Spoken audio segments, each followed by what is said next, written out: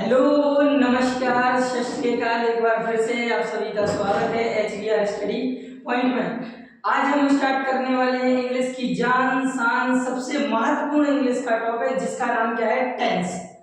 अगर देखो, जिस तरीके से हम मैथमेटिक्स में देखें तो मैथमेटिक्स में सबसे महत्वपूर्ण क्या होता है, नंबर सिस्टम यानी कि संख्या पद्धति। अगर मैथ में संख्या पद्धति की जानकारी नहीं है तो मैथ को आगे पढ़ने में बड़ी दिक्कत होती है। ठीक उसी प्रकार अगर तुम्हें इंग्लिश को अच्छे से समझना है और सीखना है तो तुम्हें सबसे अच्छी नॉलेज किसकी होनी चाहिए, टेंस की। अगर टेंस की नॉलेज नहीं होगी तो इंग्लिश को आगे सीखने में बहुत ही कठिनाइयों का सामना करना पड़ता है। इसलिए आप सभी की डिमांड पे आज हम शुरू करने वाले हैं कि टेंस क्या होता है और टेंस को हम किस प्रकार से आगे सीखेंगे। तो सबसे पहले बात करते हैं हम किसकी, टेंस की। तो टेंस को सीखने से पहले हमें पता होना चाहिए टेंस, या एक बात आपसे बोले क्या, सेंटेंस। क्या, सेंटेंस यानी वाक्य। किसी भी वाक्य का निर्माण कैसे होता है, किसी भी सेंटेंस का निर्माण कैसे होता है। तो किसी भी सेंटेंस का निर्माण कैसे होता है, इंग्लिश में अगर हम बात करें तो इंग्लिश में जब हम बात करें तो इंग्लिश में क्या होते हैं, सबसे पहले लेटर्स। क्या होते हैं, लेटर्स। लेटर्स क्या, ABCD, ये क्या, A से लेकर कहां तक Z तक, ये क्या होते हैं, लेटर्स। लेटर्स से मिलकर क्या बनते हैं, लेटर्स से मिलकर क्या बनते हैं, वर्ड्स। क्या बनते हैं, वर्ड्स यानी कि शब्द। जैसे हमने यहाँ पे लिखा MANGO, क्या लिखा, MANGO, मैंगो। तो ये क्या है, MANGO, क्या है, लेटर्स। और लेटर्स से मिलकर क्या बना है, वर्ड। क्या क्या बना है, वर्ड। लेकिन ऐसा नहीं है, यहाँ पर अगर मैं लिखूं ONAGOM, क्या इसका कोई मीनिंग है, नहीं। यानी कि एक सही प्रकार से लेटर्स का जो अरेंजमेंट होता है, जिसका कोई ना कोई मीनिंग होता है, उसे हम क्या कहते हैं, वर्ड्स। क्या कहते हैं, वर्ड्स। इतनी बात क्लियर है। अब वर्ड्स से मिलकर क्या होता है, वर्ड से मिलकर क्या बनता है, सेंटेंस। क्या है, वर्ड से मिलकर क्या बनता है, सेंटेंस। वर्ड से मिलकर क्या बनता है, सेंटेंस। इंग्लिश में सबसे पहले क्या होते हैं, लेटर्स। लेटर्स से मिलकर क्या बनते हैं, वर्ड्स। और वर्ड्स से मिलकर क्या बनते हैं, सेंटेंस। अब सेंटेंस में सबसे महत्वपूर्ण क्या होता है, अगर तुम्हें किसी भी सेंटेंस का फॉर्मेशन करना है या सेंटेंस का निर्माण करना है तो उसमें सबसे महत्वपूर्ण जो चीज होती है, सबसे महत्वपूर्ण जो पहलू होता है वो क्या होता है, वर्ब। क्या होता है, वर्ब। यानी किसी काम का होना या किसी एक्शन का होना, वो क्या होगा, वर्ब। अगर किसी सेंटेंस का निर्माण करना है तो उसमें वर्ब का होना बेहद जरूरी है। तो सेंटेंस का निर्माण कैसे होता है, वर्ड्स से मिलकर, लेकिन वर्ड्स में क्या होना चाहिए, वर्ब का होना बेहद जरूरी है। अब वर्ब की बात करें तो वर्ब की जब हम बात करेंगे तो वर्ब क्या होती है, कोई एक एक्शन हो गई, कोई एक स्टेट हो गई, यानी किसी, अगर हिंदी में बोले किसी काम का होना जो होता है उसे हम क्या कहते हैं, वर्ब। जैसे खाना, पीना, उठना, बैठना, रोना, ये सभी क्या कहलाते हैं, वर्ब। क्या कहलाते हैं, वर्ब। अब वर्ब की बात करें तो सेंटेंस कैसे होगा, यानी कि सब्जेक्ट। सबसे पहले टेंस सीखने के लिए हमें क्या, तीन चीजें बेहद महत्वपूर्ण होती हैं सेंटेंस में। क्या, एक सब्जेक्ट, दूसरा वर्ब, और तीसरा क्या होता है, ऑब्जेक्ट। सबसे पहले क्या होता है, सब्जेक्ट, फिर क्या होता है, वर्ब, और फिर क्या होता है, ऑब्जेक्ट। Subject, verb, object. इतनी बात क्लियर। अब देखो सब्जेक्ट, अगर तुम्हें सब्जेक्ट की पहचान करनी है, किसकी, सब्जेक्ट की अगर पहचान करनी है तो तुम्हें वर्ब से क्या, वर्ब से एक क्वेश्चन करना पड़ेगा। क्या, कौन का, किसका क्वेश्चन करना पड़ेगा, कौन का क्या करना पड़ेगा, क्वेश्चन।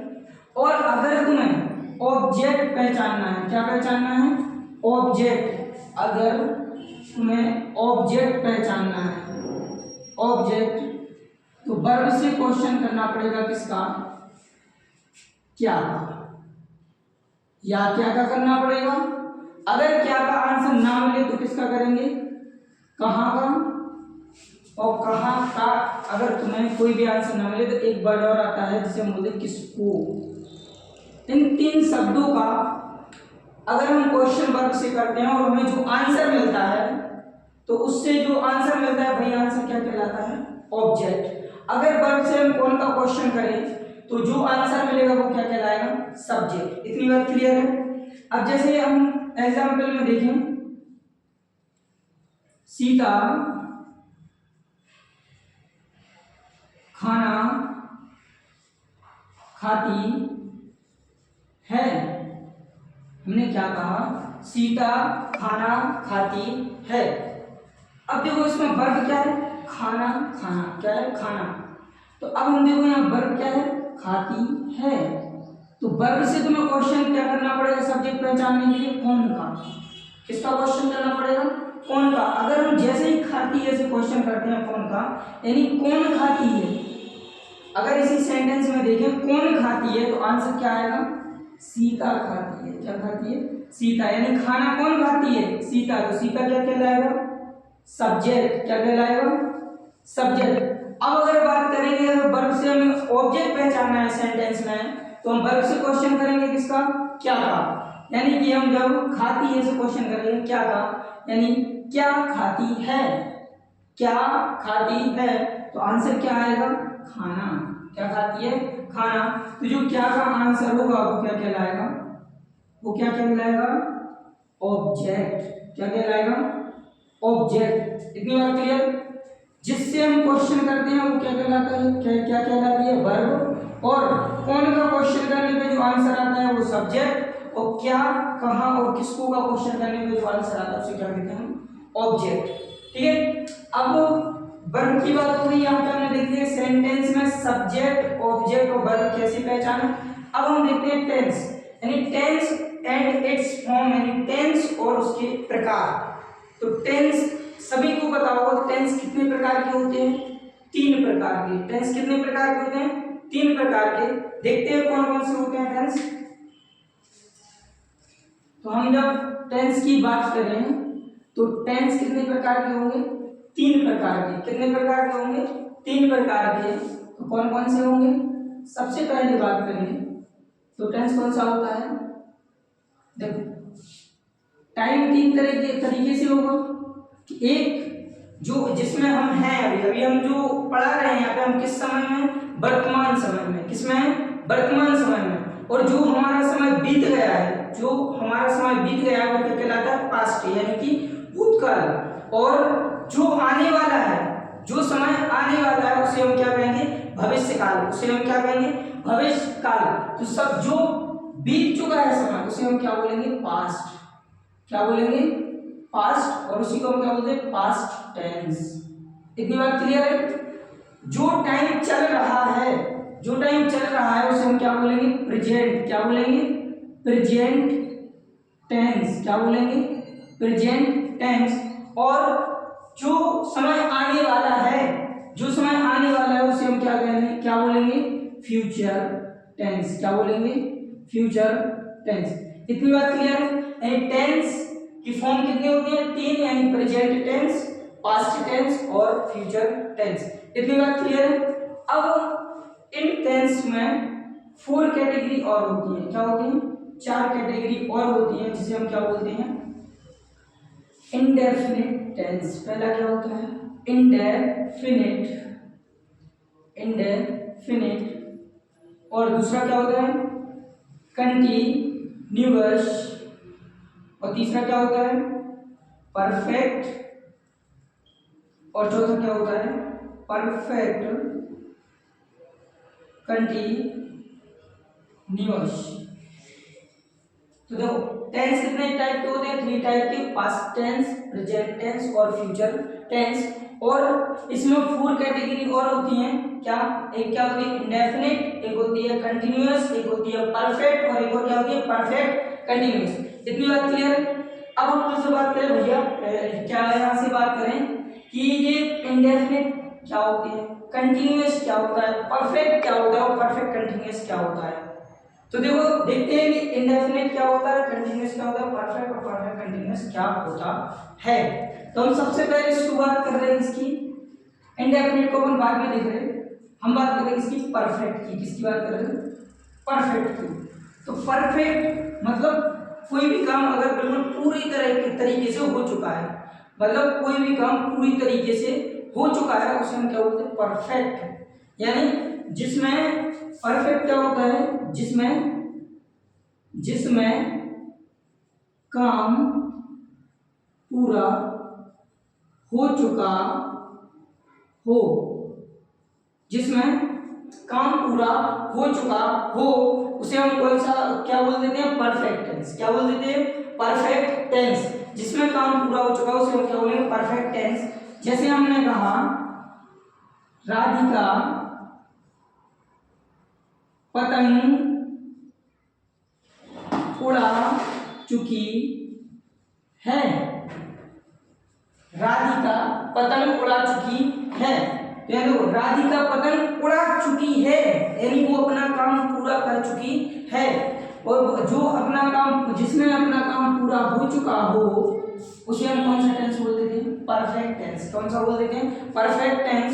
और जो परफेक्ट होता है वो तीनों अवस्था में, मतलब तीनों टेंस में हो सकता है। पास्ट टेंस में भी हो सकता है, हम यहाँ बोल सकते हैं राधिका पतंग उड़ा चुकी थी, यानी वो पास्ट में ही अपना काम पूरा कर चुकी थी। और यहाँ पे क्या है? हमने कहा राधिका पतंग उड़ा चुकी है, यानी वर्तमान में वो पतंग उड़ा चुकी है। और हम ऐसा भी तो बोल सकते हैं राधिका पतंग उड़ा चुकी होगी, यानी भविष्य में काम पूरा कर चुकी होगी। यानी जिसमें काम पूरा हो चुका हो उसे हम क्या बोलते हैं? Perfect tense. अब बात करें किसकी? कंटिन्यूअस टेंस की। कंटिन्यूअस का मतलब क्या होता है? लगातार। क्या होता है? लगातार। मतलब ऐसा टेंस जिसमें ना तो काम के शुरू होने की बात की गई हो और ना ही काम के समाप्त होने की बात की गई हो, उसे हम क्या बोलते हैं? कंटिन्यूअस। क्या बोलते हैं? Continuous tense. जैसे हमें भी बात करें राधिका पतंग उड़ा रही है। हमने क्या लिखा? राधिका पतंग उड़ा रही है। तो क्या हमने इसमें ये बताया, क्या हमें इसमें ये पता है कि राधिका कब से पतंग उड़ा रही है? क्या हमें पता है राधिका कब से पतंग उड़ा रही है? नहीं। क्या हमें ये पता है कि कब तक उड़ाएगी? क्या हमें ये पता है कि कब तक उड़ाएगी? तो क्या है इसमें? राधिका पतंग उड़ा रही है। ना तो हमें काम के शुरू होने का पता है और ना ही हमें काम के समाप्त होने का पता है। ऐसे टेंस को हम क्या कहते हैं? Continuous tense. यानी जिसमें लगातार काम चल रहा होता है। यानी राधिका पतंग उड़ा रही है, यानी कि राधिका लगातार पतंग उड़ा रही है, ना समाप्त ना शुरू। हमें बिल्कुल नहीं पता, इसलिए वो क्या है? Continuous tense. ये तुम्हारा पास्ट में भी हो सकता है, यानी राधिका पतंग उड़ा रही थी, और फ्यूचर में भी हो सकता है राधिका पतंग उड़ा रही होगी। इतनी बात क्लियर? अब कंटिन्यूअस की बात करें, हमने जो परफेक्ट देख लिया और फिर इसके बाद कंटिन्यूअस देख लिया। अब हम देखते हैं परफेक्ट कंटिन्यूअस टेंस। अब हम बात करें परफेक्ट कंटिन्यूअस की, तो परफेक्ट में हमने क्या देखा है? परफेक्ट में देखा है जिसमें काम पूरा हो चुका हो, और कंटिन्यूअस में मतलब लगातार काम चल रहा हो। तो परफेक्ट कंटिन्यूअस वो होता है जिसमें हमें काम के शुरू होने का पता होता है और कब खत्म होगा ये बिल्कुल भी पता नहीं होता है। जैसे हम यहाँ कहेंगे राधिका